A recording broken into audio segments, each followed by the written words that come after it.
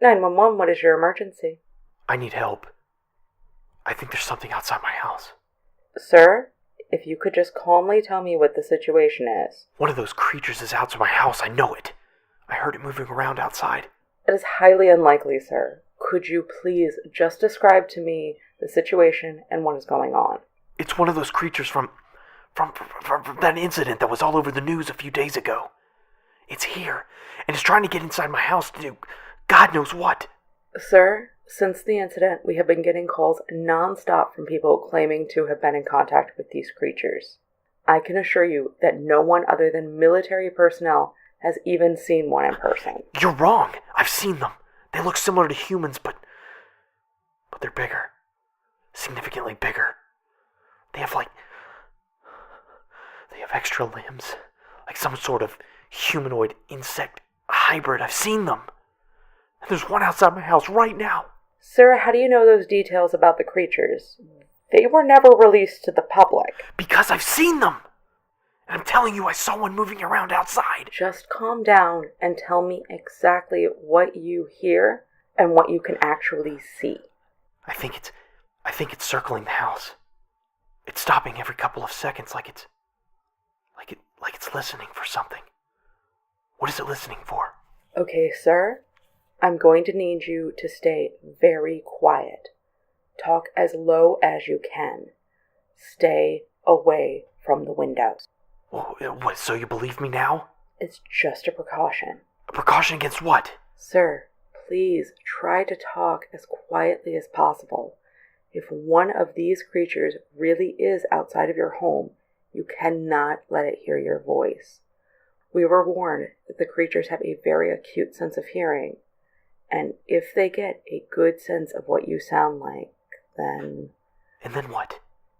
Then they can mimic your voice. Oh my God.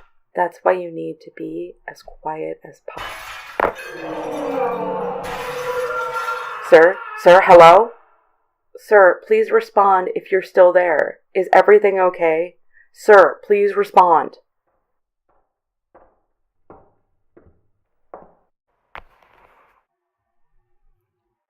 I'm sorry to have wasted your time. This was all a misunderstanding. Everything is fine. Thank you. Goodbye. Sir! Sir!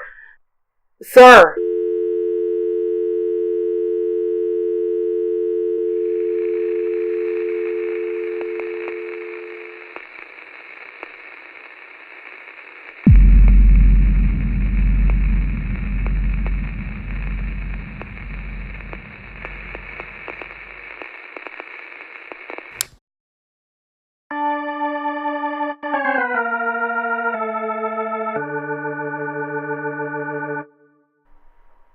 Welcome back to Creepypasta Radio, where all your terrors will come true.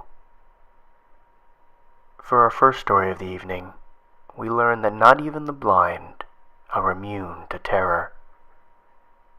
In the story, Human Echolocation.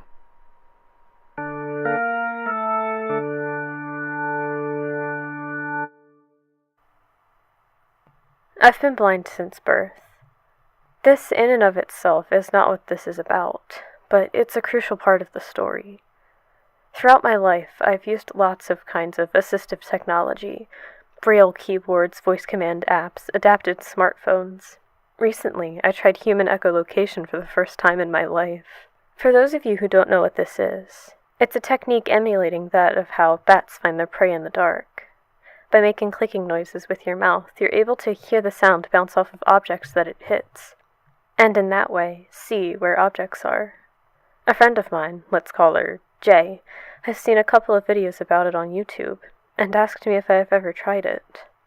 I told her I hadn't, though I had heard of it. Long story short, I decided to test it out. It took a lot of concentration at first, but after a few days I felt like I was starting to get the hang of it. The next time I met Jay, she sounded excited and congratulated me when I told her I was doing really well. Practice makes perfect, and I was able to avoid any major obstacles without much trouble. We went to a park, and Jay asked me to demonstrate what I could see around us with my current abilities. I laughed and told her that I'm not exactly Daredevil, but that I'd give it a go.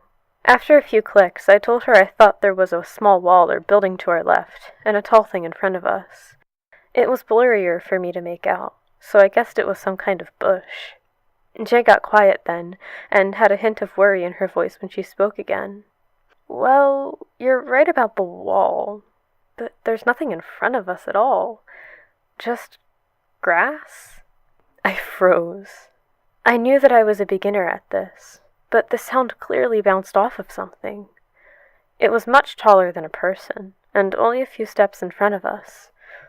Could I have messed up what I heard that bad? I decided to laugh it off with Jay, and said that I apparently wasn't ready to go out and fight crime just yet. Feeling very uneasy, I hurried us away from there, and we continued our walk. By the time she dropped me off at home, she seemed to have forgotten about it. I doubt I ever will.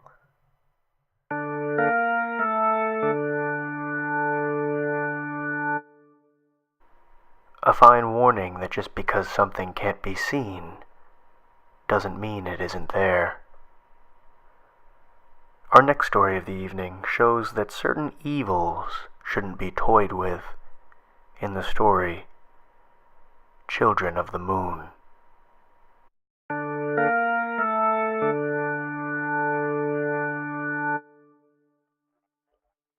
In the town of Bisden, nobody leaves their home after dark. As soon as the sun begins to set, shutters are drawn shut, candles are snuffed out, and doors are locked tight. Before the moon is fully risen, the entire town appears deserted, and silence reigns supreme. "Did you hear that?" whispered Frasier, sounding very small and afraid in the dark. "Shut up!" her older brother, Freud, hissed through clenched teeth as he eyed the black windows of the house nearest to them. They were probably locked. Nobody in their right mind would leave their windows unlocked at night, not in Bisden anyway. "I told you we shouldn't have played in the forest," continued Frasier. "I said we should go back sooner." "And I said shut up," Freud went on. "Whining about the past doesn't change the present." Freud looked at his sister, shivering in the dark. "It doesn't change the situation we're in." Before Frasier could respond, the faint sound of a child's laughter floated across the wind. Goosebumps erupted along Freud's neck and arms.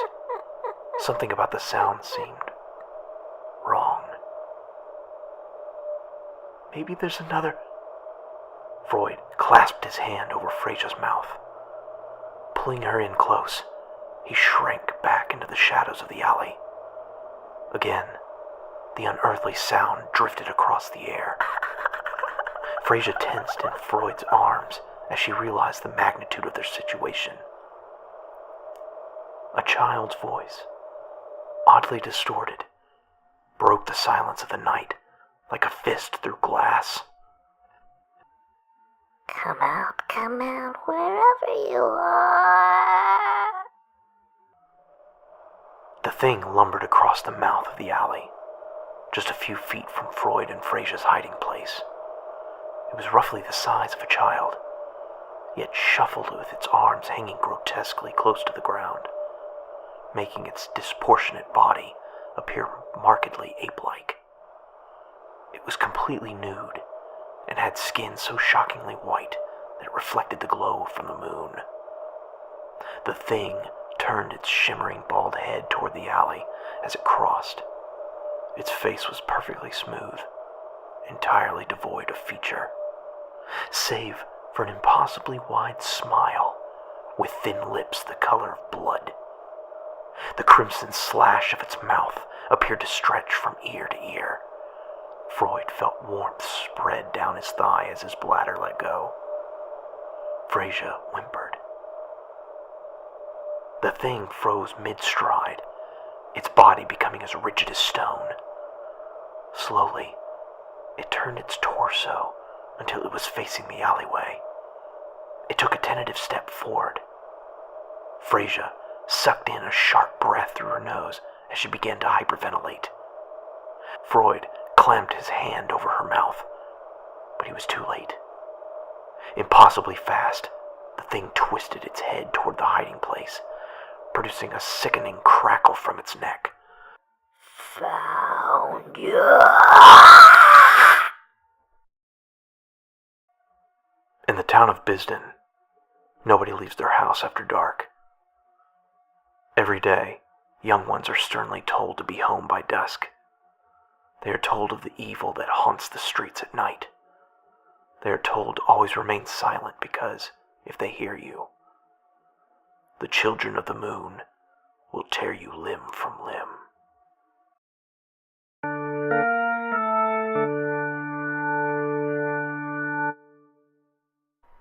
What a twisted tale of hide and seek that turned out to be. For our final tale of the evening, we have a story that might make you want to choose an aisle seat the next time you're on the bus. In the story, I sat on the bus.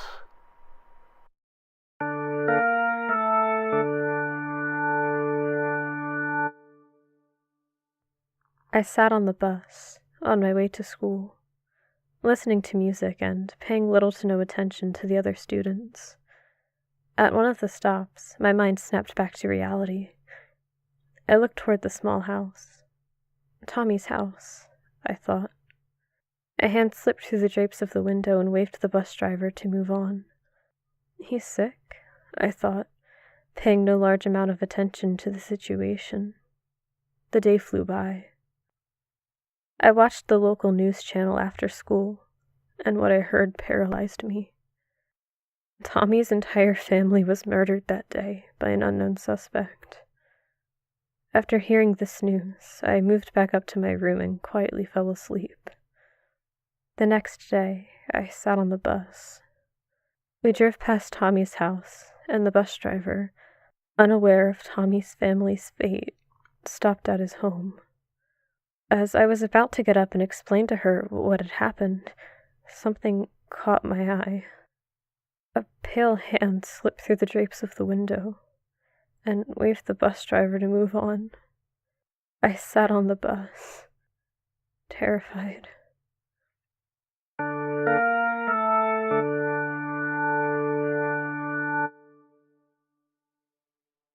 Thank you so much for listening, and I truly hope you have a terrifying evening.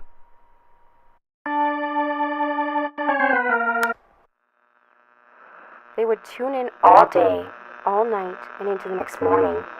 And then their behavior began to change. It wasn't just from the sleep deprivation. They would begin to act depraved and animal-like, just like the creatures from the Accessing Audio Archive 003. The White House has declared a state of emergency as military forces are deployed to all major cities in the United States. Other countries prepare themselves as the attacks continue to grow.